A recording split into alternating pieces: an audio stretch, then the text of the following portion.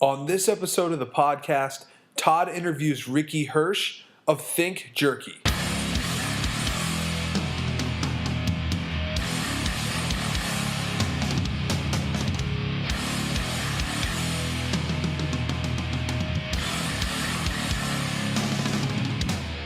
Hi, this is Todd from South Loop Strength and Conditioning. I'm here with Ricky Hirsch, the founder of Think Jerky, which is one of the fastest growing food companies in Chicago. He started the company actually almost exactly 1 year ago today. His Kickstarter launched on June 10th, 2015. They actually started producing the jerky about 7 months ago. He's got 3 chefs on board, award-winning chefs if you're immersed in the culinary community at all. That's Gail Gand, Laurent Gras, and Matt Trost. And he's got some jerky that we actually carry here at South Loop Strength and Conditioning. As soon as I saw the product, it made sense to me. I was like, okay, yeah, cool. This is jerky that isn't just full of garbage, as the jerky commonly seen in areas such as truck stops is. So I was like, cool, yeah, this is delicious. This is good. Let's carry this thing. Let's sell it. I had no idea this was even a Chicago company. And then I met Ricky at a paleo community dinner. And we've been carrying his jerky. One of my friends helped out with this company, and I think that I'm really interested in how he's actually grown this company, right? Because this is sort of a classic overnight success story. But anyone who's been around people starting businesses, things like that, for a while knows that overnight success is sort of a fake term. So I'm really interested to hear kind of the story of Think Jerky, but not just Think Jerky. Ricky's kind of story in terms of how he actually created this business that seems to be taking off at a pretty quick rate. So, Ricky, thanks for being here, man. Thank you for having me. Yeah. So, kind of started talking about this overnight success stuff, right? You guys launched this Kickstarter, and you pretty immediately had a bunch of media attention on you, right? You had coverage in Sun Times, Paleo Magazine, all kinds of blogs, things like that, which, people just covet that. They're like, yes, I need to be in the media. How did you actually get that kind of coverage? What was your game plan there? Did you plan that, or was that just kind of a happy accident? I thought it was going to happen. To be honest, we launched on Kickstarter. I thought we were going to do $1 million. We ended up doing 60 grand, which we were still top 5 of all time for food. But to me, I thought we were going to do way more. I think in food, people have to try it first. That was the response. But it's interesting you mentioned the media. We got all this media attention. It was literally just me emailing people. I would sit there for probably a week straight just emailing anybody with an email address. I literally probably sent 10 to 20,000 emails. You didn't email me? I emailed John. Oh, okay. Literally emailed everybody. So with the Sun Times, it was kind of a snowball effect. Some publications picked us up and more. But it was interesting because the media attention didn't garner any sales. Literally. Sure. We were in Cranes, and we got 2 people who backed us from Cranes. We were in the Sun Times. We got 0 people backing us. We were in Eater. We got 1 person. And that's what was so confusing to me. Like, everybody thinks, you put something on Kickstarter, it goes viral, you make $1 million. That's what I thought. And that wasn't the experience that I had. A lot of the traffic in Kickstarter is people buying ads, and I didn't know that. And I learned it about 3/4 of the way through. It was just a different world. A lot of the Kickstarter world is very tech driven, and I think food is different. But the media attention happened organically by me just reaching out to people. I sent the same email to everybody and saw who would listen. I thought because our story was so unique and compelling that they would have to talk about it. Sure. Yeah, and we've noticed something similar with media. It's funny, when we first started, we were on a morning news show, within the first few months of actually running classes, and I was like, yes, this is going to be awesome. And we got one guy and he just quit immediately. I was like, the world is not what I thought it was. Right. Yeah, that's funny. So you basically had the experience. Okay, cool. We're gonna hit $1 million on this thing. That was actually another question I had for you, which is, yeah, you raised a bunch of money for a food company on Kickstarter, right? But given your sort of background in the mortgage industry, all that type of stuff, it seems like you probably could have figured out other ways to raise $50,000. So why Kickstarter? Kickstarter wasn't, it was partly for the money, and it was more for the marketing. Sure. To me, I think every company should start on Kickstarter. Why wouldn't you? If you're going to launch in January, why not start pre-selling whatever product you have in October? 1, you're going to be acquiring customers. 2, you're going to be getting revenue, and 3, you can get media attention, which you can leverage into more media attention when you launch. So for me, it was just the marketing was the most important thing, and then the money, which was very important to us and necessary, was equal to that, I would say. So I think every company should launch on Kickstarter in terms of the launch board that it gives you when you actually start you launch your company. Sure, yeah. So you're taking in money while you're marketing, right? Yeah. So rather than paying to see people, Right. people are paying you. Right. So it's a double win for you. Right. So kind of talked about this, seeming overnight success, but I mean, again, knowing a little bit about your background and all that, you've been grinding away at businesses forever, right? What about your background sort of led you to Think? Yeah, that's a great question. You say overnight success, it definitely was not. I don't believe in that. We've had crazy growth in the past 7 months since we've launched, but I've done everything myself for the most part. We have one full-time employee now who's great, but everything was me. I designed everything, made everything. And I literally spent 2 years working on this, thinking about it, spending time writing down ideas. So I have a plan for the next 2 years, knowing that I would get to where I am today and not have the mental capacity to think about the future because I have to worry about beef prices. Sure. So it wasn't an overnight success. It was not, because I laid a foundation for growth and success at the start. Now, how was I able to do that? Because I had money. Why do I have money? Because I had other businesses which I've ran and sold, and I was fortunate to be in that position, which most people are not. So I recognized the fact that I wasn't a fortunate position in that sense, but I am a self-made guy. I didn't come from that. I made that with the mortgage business, like you were saying, and then my fund, which I started after that, and then food. So how did Think come about? Was that the question? Yeah, I mean, because I think one of the things that, I sort of saw on my own experience with the product, I mean, people are chasing the mythical product market fit, right? Where as soon as I saw the thing, I was like, okay, yeah, I get this, right? I never thought of making a health-focused jerky product, but, I've been in bands and gone on tour, and you're looking at a gas station, you're like, all right, what am I going to possibly eat here that's not total garbage? Right. I'm like, well, this jerky is the best option. So, I mean, immediately it resonated with me, where I was like, cool, I've eaten jerky as a pseudo-health food, so why not have this as actually marketed to health-conscious individuals?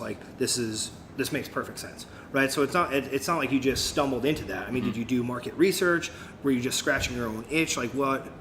I mean, for me, the market research was myself and my friends. I mean, I saw what really happened is I've been in sales and finance my whole life. I always thought I was creative. I want to go into something creative. So to me, food is very creative. There's a lot of avenues for expression. So I was working on ideas in the food world for probably 5 years. Nothing ever hit. Anything from cold pressed juice to hot dogs to pastries, whatever, you name it. Jerky, I always loved. I grew up on it, and I saw a change in eating patterns over the past 5 years with the paleo community, low sugar and grass fed, and what antibiotics are and what hormones are, and I saw that change, and I had a jerky idea maybe 4 years ago, and I shelved it, and then I saw an emergence with some other stuff in the meat world. I'm like, I think we can do something completely unique and different. And while I was working on these other ideas that I had, they all had something unique. And then Think Jerky was kind of a combination of all that. It was, all right, let's make it healthy, let's make it modern, let's make it gender neutral. The chef thing was something that I always wanted to do, because to me, that's just the brand. That's what's so cool about it. And then combining it, I think portion control is very important. I think giving people the highest quality food, but in the right amount, is more important than giving someone a 3-ounce bag of meat. So it was just really a combination of a lot of things I believe in, and that's why it really makes sense. The 100-calorie thing was actually by accident, ironically. My intention. How convenient. My intention was never to make a 100-calorie pack of jerky. My intention was to make it a single-serve portion-controlled bag, which happened to be 100 calories. I'm like, wait, that's cool. So that was a happy accident. It's called Think Jerky. The idea is to think before you eat. That's our slogan. It's to think about what you're putting in your body. All of our proteins are antibiotic and hormone free. It's to think about who's making your recipes. Everything is crafted by a chef in a kitchen, not a scientist in a lab. And the third part is to think about your community. I'm a meditator. I meditate every day, twice a day. I've been practicing meditation, transcendental meditation, for 8 years. I've never missed a day. So we give 10% of all profits to the David Lynch Foundation to teach veterans with PTSD how to meditate. So that's the foundation of our business. And I think it's really unique. I mean, when you look at the product, the way we made it, it's the healthiest thing you can eat in the sense of if you want protein. It's 100 calories, 16 proteins, 6 carbs. The chef thing is very cool, but if you take away the chef component, it's just a really healthy jerky. We got named healthiest jerky in the country, so we're a healthy jerky. But with the chef idea and the power that brings, I think we're a brand. And I think there's a bigger picture. I think that's, what we're envisioning for the future. But it all kind of came together really well, but it wasn't overnight. To circle back to that, I really spent literally 2 years, didn't go out, had no love life. I'm single as all hell. But Help me. My friends didn't understand. They all made fun of me. Now they're like, all right, I guess it was worth it. Can we quit our jobs and join you? You're like, no, you were laughing. But that's the truth. I spent a lot of time and energy and money, and I think I think we're in a great position. Yeah, sure. So, I mean, I think that narrative is really compelling and really good, right? In terms of all those different pillars, from the chefs, the health food aspect of it. That's a very smooth story. And I mean, I guess my question is, 2 years ago, do you have a whiteboard where you had chefs and a circle and spidering off of that, and then health, and then paleo and all this stuff? Or is it kind of over time you're I want to do something with this jerky and I'm going to start playing around with it and kind of iterate it into it? So I think you mentioned this in one of your questions, but I had a vision from the beginning, and the vision was a female celebrity in Los Angeles walking out of an Equinox, eating a bag of Think Jerky and getting organically photographed. Which female celeb? I don't know. Mila Kunis? I don't know. Cool. Who works out? I don't even know. I just mentioned her. Jessica Biel works out. Jessica Biel works out. Yeah. So Jessica Biel getting photographed. I mean, and that was the real truth. So how do you get something like that to happen? Well, it has to be healthy, it has to be delicious, and it has to be aesthetically pleasing. And those are 3 things jerky never was. So it all started with the design, which I did myself, and I'm really proud of that. I think packaging is probably the most, equally as important as the quality of the product. You can have a really good packaged product with a poor product, it won't do well. You can have a really great product with poor packaging, and I don't think it will do well, but the rare times you can get both, can really make something special. But I think it started with health for me. I saw some jerkies emerging, and they weren't grass-fed, and they were super high in sugar, and I know sugar is the future. So for a product that has to have sugar, I wanted to be the lowest sugar on the market. And that's why we're more expensive. Not because of the chefs, it's because we're low sugar and we're low salt.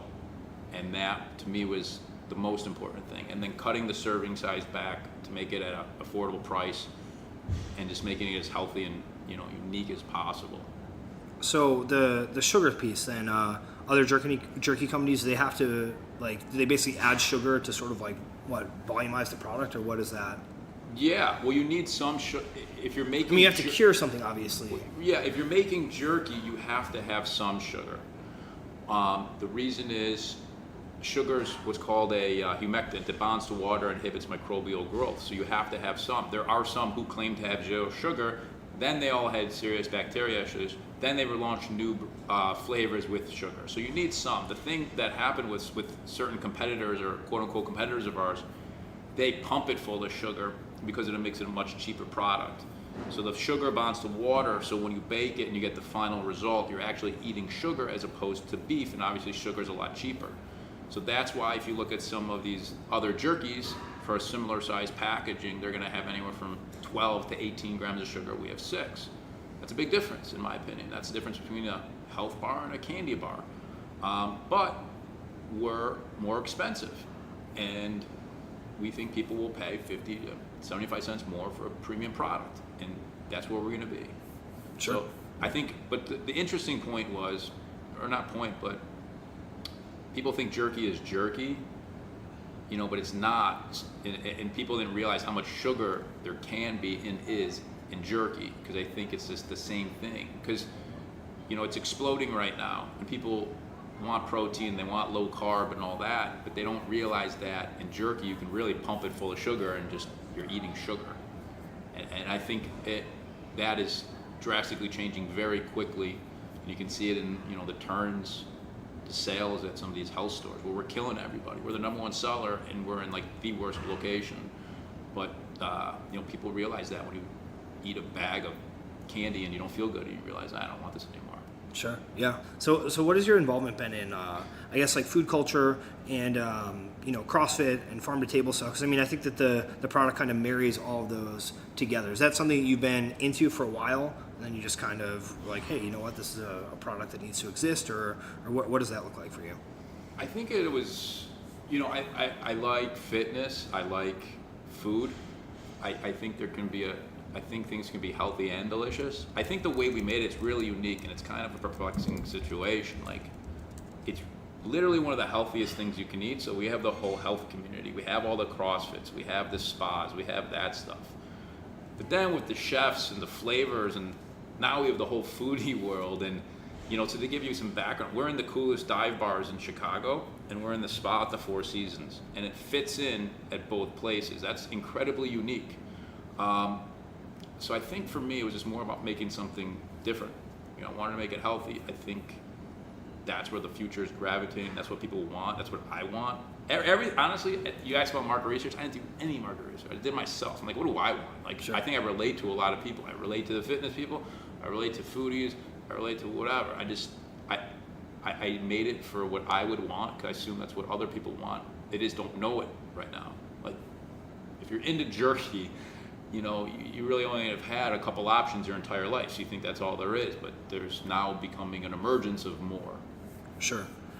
When you were first pitching Think to people, right, either media outlets or, the chefs who you approached or any of that, what did that pitch look like? Was it just kind of like, hey, here's my story and I want to go with this? Were you iterating that over time? What was your process there? The pitch to media in the beginning? Yeah. Or when you're first talking to chefs about, coming on board to do the project, or anyone who you were like, hey, like, here's my idea. Yeah, that's funny. I met these chefs, and these are some of the best chefs in the world. And you have to kind of, when someone says the best chef in the world, you kind of have to put that in an analogy. So Laurent Gras is one of our chefs. He's a 3-star Michelin chef. There's only like 12 who have ever won that award. People don't understand what that means. But if you say, he's the same as Michael Jordan or Muhammad Ali or Pablo Picasso. Like, he's literally that type of person. People are like, whoa. But the guy wakes up at 4 a.m, bikes for 2 hours, cooks for 16, and does it every single day. Doesn't drink, and like, that's the type of people these are. So that's the level, and you can translate that to whatever field you're in. When I met them, the first thing I said was, I have no clue what I'm doing. The second thing I said was, I'll figure it out. And some were like, all right, you need to leave my restaurant immediately. And some are like, all right, cool. I told them the truth. I always tell people the truth. I'm like, look, I have this idea. I think it's going to work. I think I can do it. Like, let's go. I don't know what I'm doing. I'll figure it out. And it was a really long process. It took us 2 years because I didn't know how to make a flavor. I don't know how to make anything. Now we're making a new flavor now with a new chef, and it's like 10,000 times easier because I already have everything lined up. But that's how I learned. I just start running and I figure it out. The media outlets, how I approached them, I was selling the chefs. I thought that was a much more easy sell in the beginning than the health, because it was so unique and innovative. And I thought they'd be more likely to pick up the story because of the chef component. Sure. But the brand is really health.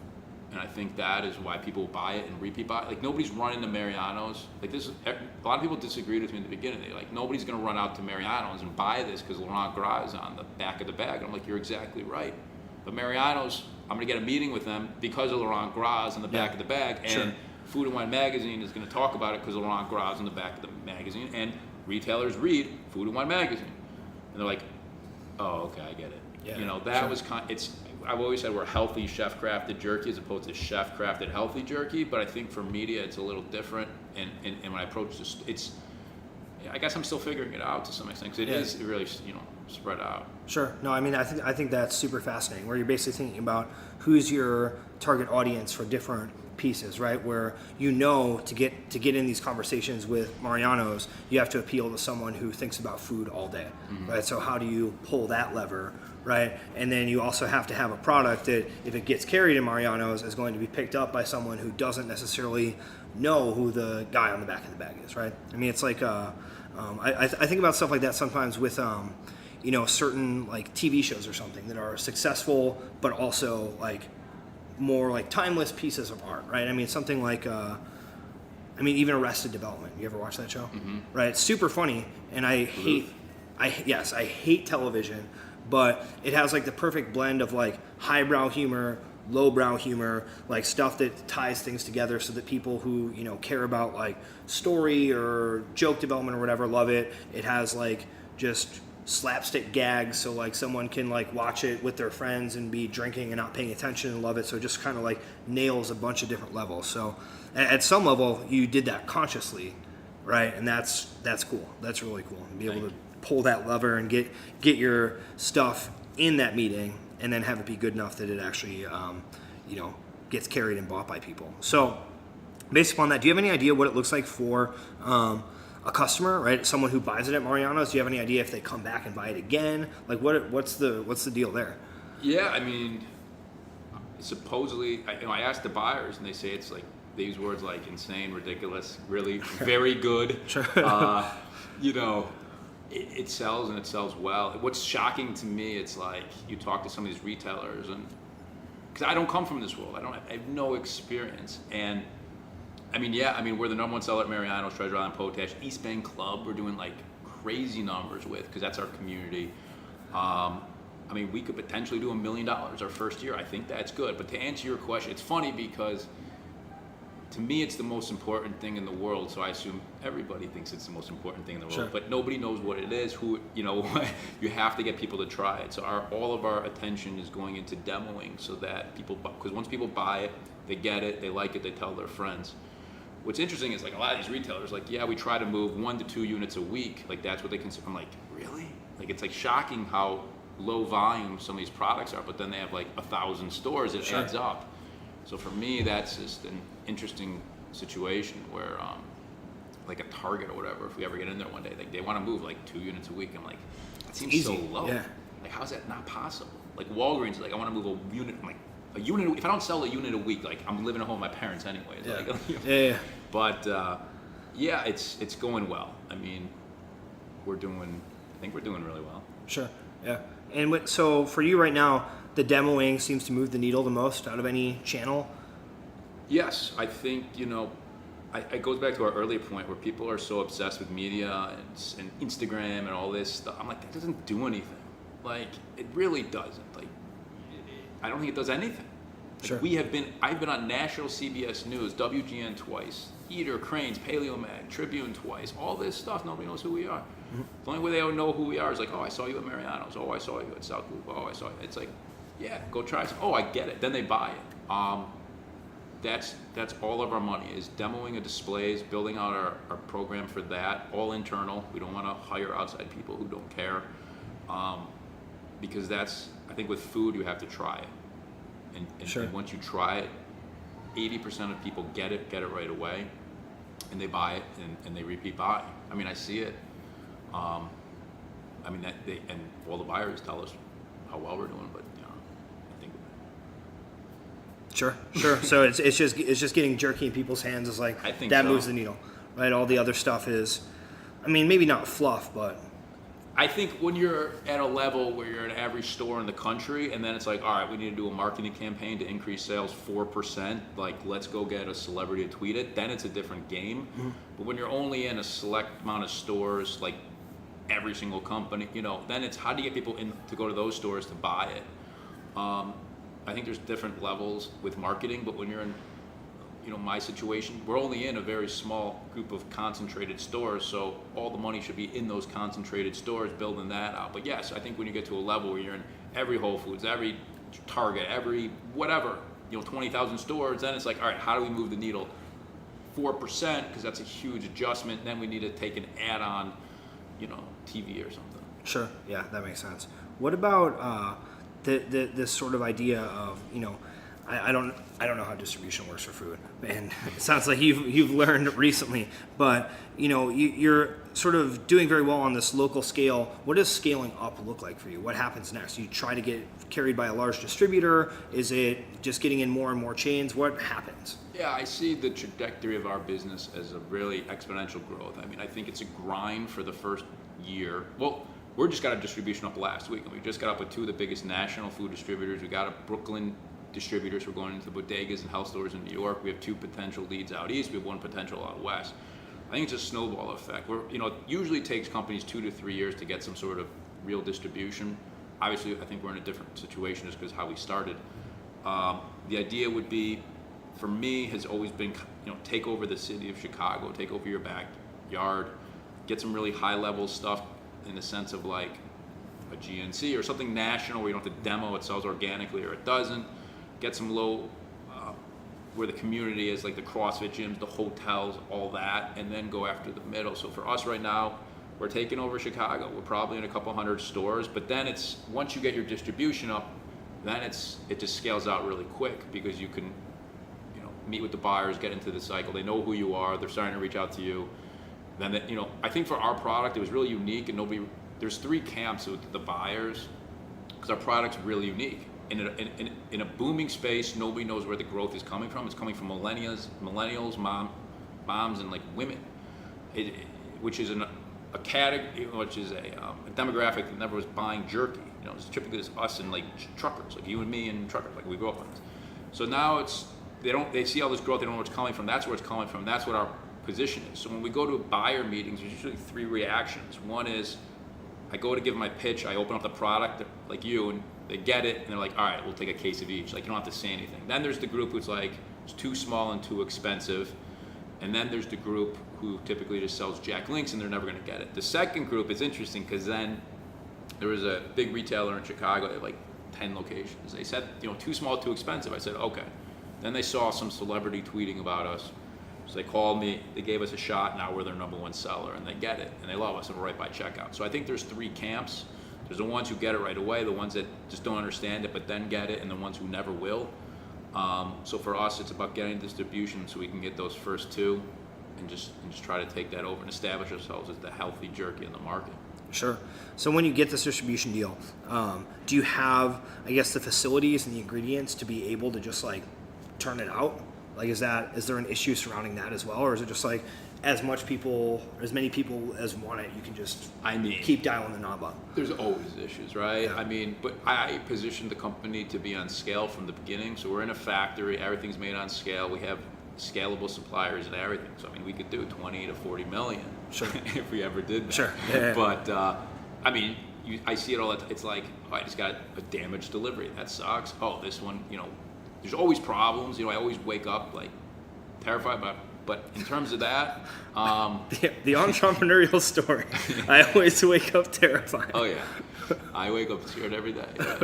But I just positioned it in a different. Everything's on scale. I'm trying to outsource and streamline everything to put us in the best position for success as soon as possible. So to answer your question, we're not in a commercial kitchen. We're not making it ourselves. Everything's really professionally done and state-of-the-art stuff. Sure. So you kind of had that from the get-go. You're like, you know what? Like, my goal is to take this company to this level. Like, I'm not going to put myself in a position where retailer X signs on and I'm like, okay, thank you, and then I have to figure it out. Right. And plus, I can't cook. Okay. So I want to make it.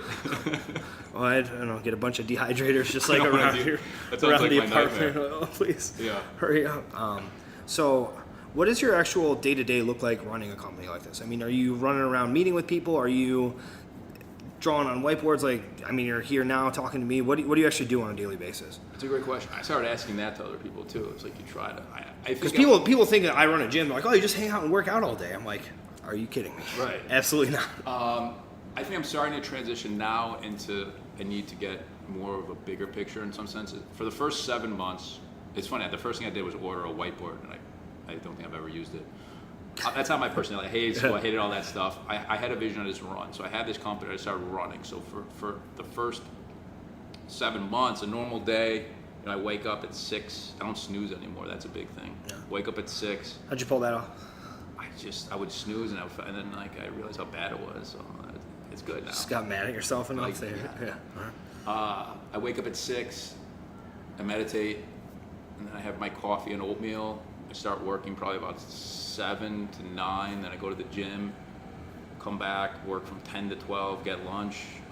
And by work, it's mostly sending emails, just tons of emails. Pitching people or dealing with distribution issues or All the above? It's probably all the above. The amount of people I can pitch is probably almost close to an end right now in terms of big grocery. Sure. We're hiring people to try to go after more of the independents, because what has happened is I start to see, the way I've always worked is I run and I want to learn, and then I want to figure it out, and then I want to adapt. So now we're at the point where adapting, and I need an office. I work from home. I have one employee. She works from home. That's not a good situation anymore. We need an office and we need roles. So my role is going to be big grocery and marketing. I want some people for independence, and then I want her to run our ambassador program. Then when the distribution comes and there's gonna be problems, then we need to get the operations person, then the social media person, and then the overall marketing person. That's the plan. So you're gonna have like a hiring plan laid out. I have one employee. Her job role had changed probably 6 times. It's Sure. Like, I don't know what to do. Can you also do this? It's like, yeah, now you're doing this, and then she's like, okay, and then that's like, okay, now we're doing this. You just don't know. But I think what you do is you run with a lot of stuff. You see what works, see what doesn't, as long as you can adapt quickly. So that's my plan. I think for me now, I want to focus on big grocery. I want to focus on getting the right accounts, trying to learn. It's hard, and that's what I'm, getting at now, where it's like you're waiting for these big accounts. But when I have like a not big account, like a big account, but not maybe in that right market comes to you, do you turn that down? Is that a bad move to turn it down? Is it bad for the brand perception, or do you need the money, or is there any bad perception other than Walmart right now? Sure. Do you want to be in a gas station if there's 1,500 stores, or is that going to be bad? But who's it bad for? I don't know. These are questions that I always had a strong conviction for, but I'm starting to listen. Sure. Yeah. Well, and it's interesting too, because most people have the problem that no one cares. Like they're just like screaming into a void, and then all of a sudden, okay, people care. Now what do I do with it? Right. Yeah. Right. And those are the decisions nobody knows that, you take a lot of advice from people, and like you have a crew of people you really respect, and the worst is when half say one thing and half say the other. Sure. You don't want that. You want everybody to say one thing. So it's like, really? Do I go in there? Like, but yours. So my days are going to be more traveling, right? So I'm, next week I'm going to 3 grocers or 2 grocers, but I don't have a car. If I had a car like a human being, I'd be going to grocers every day, but it's starting to get more and more. But I think for us, it was really taking over Mariano. It was getting a footprint and a reference point. So once we got that with Mariano's, Treasure Island, Potash, Jim's, all you guys, then I could take that data and go to the next ones, and take that data and go to the bigger ones. So it was all about getting the first ones and just killing those and building it out. Sure, of course. Well, because anyone, even if you like the idea, there's always that concern of like, okay, if we agree to this and then you can't deliver, then then you're out. Then we look like idiots and like screw you. So yeah, I get that too, because when I get pitched by someone for anything, that's one of the first things. It's like, listen, you don't understand. Like, if I'm going to carry this or let you come and coach classes or whatever, like I'm putting my name next to you. And, like I can't just have you not show up. Like, so as soon as you have that, whatever reference experience, then you can build upon that. So how do you prioritize all that? Right, because that's a lot of stuff in terms of, you could just do anything all the time. Like, how do you figure out what you actually want to work on? So I think that's what I'm starting to figure out. Like, I've always been good at sales and marketing, and that's what I do. I'm not the best manager. I'm not the best, I don't want to do any of the other. But I've done everything so that I can learn what I want to do and what I don't want to do. I think the future now that we're starting to evolve over the next, few months would be I should be going after big accounts. I should be the face to the big accounts, get the bigger accounts, do some marketing, make sure the operation is running. I shouldn't be, if there's a co-op in Wisconsin, that's awesome. Like, I want it. I want to be in there. That's our market. But like, I can't individually sell every co-op in Wisconsin. I need people to do that.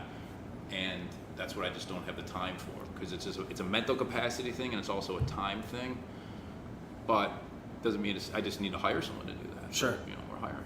Yeah, because there's an opportunity cost for you doing that. So one of the things that you're looking for then is maybe someone to actually go around and call on smaller accounts. Yeah. Cool. Get the FYI. Yeah. If anyone out there listening. Ricky at Think Jerky. Yeah. Careful with giving out an email address, man. Take that back. People will blow you up. Yeah. So what for you? Other than hiring, or maybe it is just hiring, what would enable you to have more leverage in terms of growing the company? Like, what would be like a big win for that? I think experienced people, the right people. I think we have a few key accounts that are coming that could be game changers. I think it's patience too. You know, not doing something stupid because I'm impatient. I'm learning patience. I'm not the most patient person. But in this business, you have to be patient because the best ones, the best retailers that fit our model, they only reset once a year. So you can't just go in. Yeah. And tomorrow you have to wait and present like a human being. You can't just start blast emailing them. But I think with a few key accounts, more exposure, people getting it right away, I think we can grow it very quickly. I don't know if it's more of the patient thing and the tactical approach, or getting experienced people, or the one retailer that we hope to be a reference point. I don't know. Sure. That's what I'm trying to figure. Do you have any advice on it? my advice on retail is very limited. I can tell you a lot about lactate endurance progressions and muscle endurance training protocols, and a little bit about trying to market gym memberships. But in terms of retail distribution and where to focus your time, I am not the man to ask. But what about long term for you, right? So say, 2-3 years, Think Jerky is in these grocery stores you want to be in, right? You're in these retail chains you want to be in. You have a sales force who is able to, keep growing the base of accounts. You have your distribution all lined up and all that stuff. What is your next goal with it? Are you trying to progress the brand into other avenues of food? What are you looking to do? Yeah, I think that was always the vision, was Think Foods, creating the first brand that's healthy, delicious, and crafted by chefs. We can go into anything and be the best. I got the chefs making it. We'll have the brand at that point that people know and respect, that we could leverage. I think that's at least 2 years away, and it may happen, it may not. I think that was always my plan. Do I think I'm the person that could take it to this ultimate potential? I don't know. I think we're laying the foundation for something very big. And the people who get it, like you, they got it right away, and they see oh, I see where this can go. So for me, it was always just, let's lay this foundation, make sure the foundation's strong, make sure, everything from our charity to whatever, our social media is all, thoughtfully laid out for a company that's pretty new. But I do think has always been my vision, is a bigger company with different food items, but that wouldn't be for years, because you got to focus. You got to establish something first. Sure. Yeah. So you kind of have all your medium term, whatever metrics and numbers you want to hit, and then as soon as you start to get yourself out of the day-to-day of selling jerky, then you can focus on more stuff. Cool. So I want to go back to that meditation piece. So you mentioned that you meditate twice a day, and you actually do transcendental meditation. Right. Cool. Tell me about that. Give me your background there. How do you stick to it? All that type of stuff. Yeah, I started, I think it was 8 years ago in New York City. One of my best friends has always been into it. I was going through a bad breakup, not jerky related. And I'm like, he's like, you should go meditate. I'm like, all right, cool. Sounds good, man. Sounds good, man. And I started, and it was great. I've never missed a day. It's kind of like working out. Like when you work out and you want to keep working out and you feel good. When you stop, if you work out once a month, it's not as effective as you work out every day. It's the same with meditation. You talk to a lot of people. It's funny because 8 years ago, I don't want to say taboo, but it wasn't like mainstream or quote unquote cool like it is today. Now it's like, yeah, I meditate. Everybody's like, I meditate. It's like, how often do you meditate? Oh, once a month. Or I listen to an app. It's like, okay. Like if you're going to do something, you should really do it. So I think when you do something every day, it's really powerful and it compounds on itself. So for me, it's been one of the most important things in my life personally. I wish I would take it to different levels and do some more advanced type of stuff, but I just haven't. But it's really a great thing. I'm really passionate. I don't care about a lot in life. I care about jerky. I care about meditation. I care about veterans. I'm really passionate about them. No relation or anything. It's just like I've always admired people who sacrifice so we can do whatever we want. They all kind of came together in this awesome charity that we're partners with. And we hope to raise a lot of money and awareness in the next years to come through some of the events that we're going to be doing, like Think Fest. You guys can come to that. Cool. But that's my meditation story. Yeah. So did you actually go through the TM training? Mm-hmm. Cool. Yeah, I've never done transcendental meditation, but I did a mindfulness-based stress reduction class maybe 2 years ago, And for me, I'm like a lot of people are with working out, where I'll be really good for 2 or 3 weeks and then kind of fall off for 2 or 3 weeks and be like, wait, hold on, I need to do that again, then I'll be good, and then I'll fall off and I'll be good. So, for you, I mean, it just seems like you're like, okay, like this makes my life better. I'm not going to screw around with this and just make it happen. Yeah, I mean, you find time. Yeah. You just have to find time, I think I'm going to, you have to find time. It ends up being probably, 20 minutes, 23 minutes in the morning, 23 minutes in the evening. But you just have to find time. Now my schedule is more crazy, so I wrote before I came here, I wrote a note to myself, meditate, to know that when I get home I have to meditate, because normally I'm already meditating by now. I'm not used to.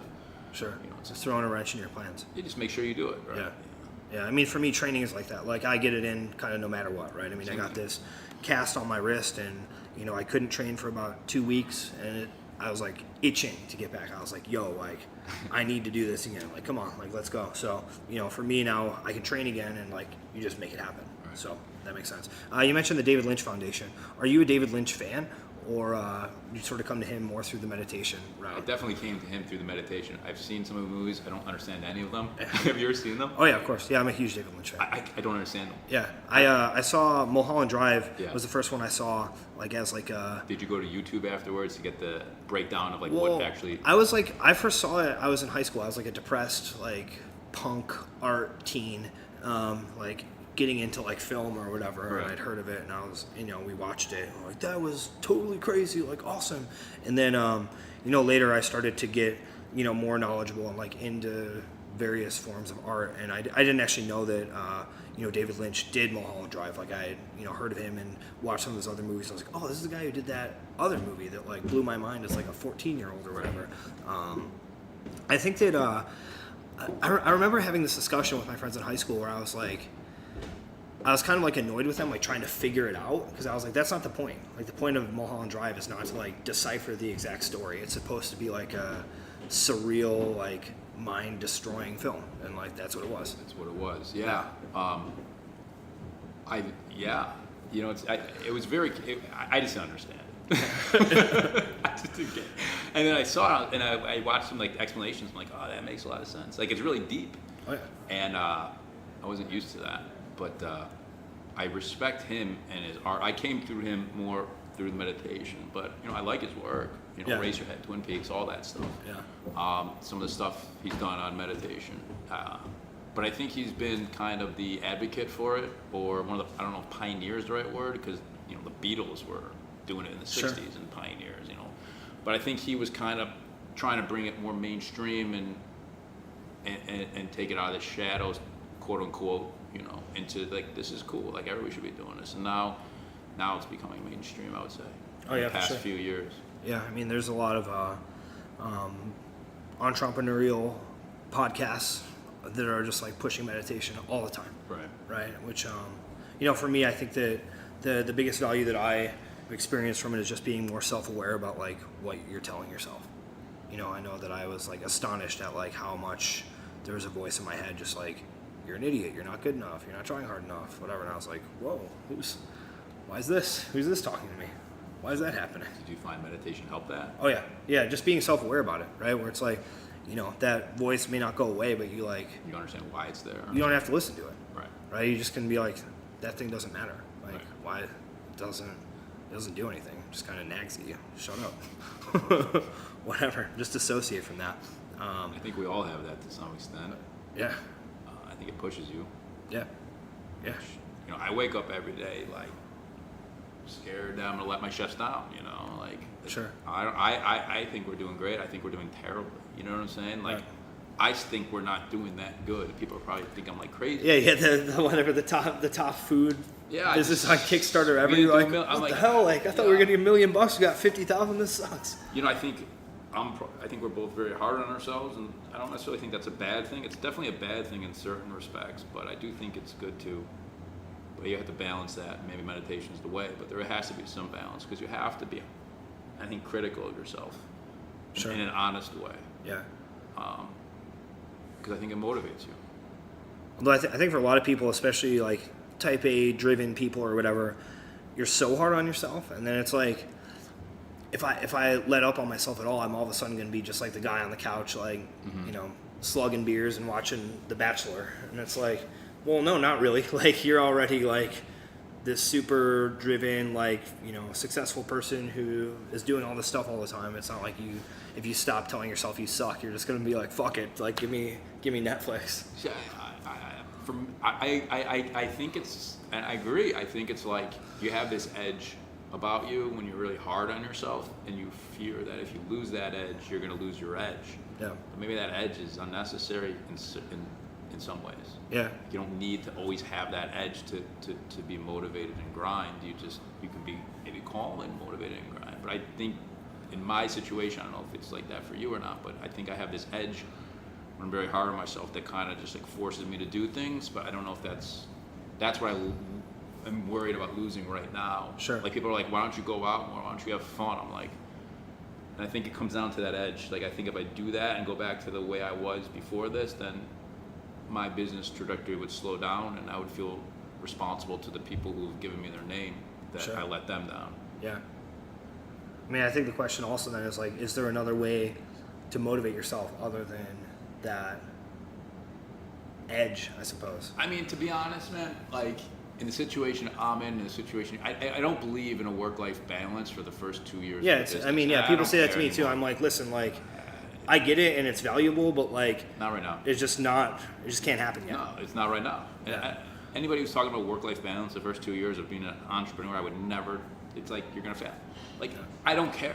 I don't believe in a work-life balance. I believe I will take my first vacation around 2018 when the company is somewhat stable and I can, turn off my email for a week. We're not there, and until we get there, I won't be okay. And I think that is what separates good companies from potentially great companies. I think things happen really quick. I think you have to continually be working. I do think you have to balance that to some extent, maybe going out once in a while, but to have to worry about a work-life balance the first few years you're starting your own business, give me a break. There's no way. I don't, and I think you are in the same boat. Oh yeah, completely. Well, I mean, I think it's one of those things too, where if I knew exactly what was going to go into running a business, I don't know if I would have done it in the first place, right? Because you like, oh cool, I'll figure this out. Like, I'm good, I got this. Like, yeah, I know it's hard, but like, we'll figure it out. And then you're like, 2 years in, you're like, uh-oh, what have I done? Yeah. What have I done? Can't get out either. There's no light at the end of the tunnel. Like, what do I do? And, there is a light though. Like we were talking about earlier, I think there's gonna be a lot of change in some industries, maybe yours, maybe not. And I think the ones who are strong and survive will have some growth. And I think that is, I don't know if light's the right word, but I think the ones who keep grinding and stick with it, they're gonna have a lot of opportunity. I don't know. Sure. Yeah. I mean, well, for you then, what do you see?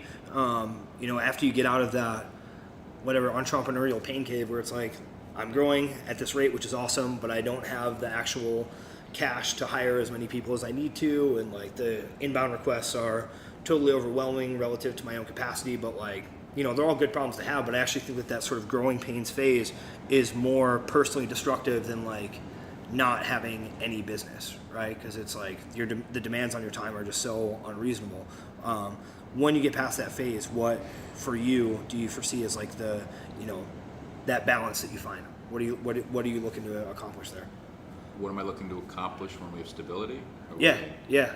Honestly, like, what do you actually want to spend your time doing? In Think Jerky or outside of Think Jerky? Both. Think Jerky to me was an expression of myself. To me, it's all about art. And I have a lot of art that I want to do. That's all it ever was. It was really just an artistic expression. The bags I look at as art. I have some cool movies and installations coming over the next few years, and I say that because I've already kind of planned this out. To me, that's what I want to do, is do cool stuff that nobody's ever done before. Once I get all that out of me in the next couple of years, hopefully, then figure it out. Whether I don't know. I don't know how to answer that question. I think for me, I see the next 2 years. People have asked me like, what's next? Like they always think like an entrepreneur usually has the next thing. Like I have nothing lined up. Everything Sure. I do right now is just thinking about the next 4 months because these are really pivotal. But for me, I think the next couple of years, it's more about just cool marketing stuff, creating a foundation, and then just trying to grow it in a real way.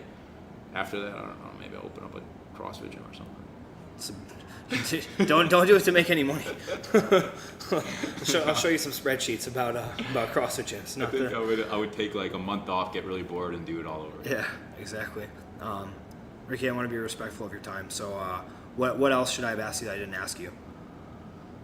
I don't know, man. I think anybody who knows me at this point knows. I think I just believe in hard work. You know, I think nothing's easy. I look at you. I look at what you've done. It's not easy.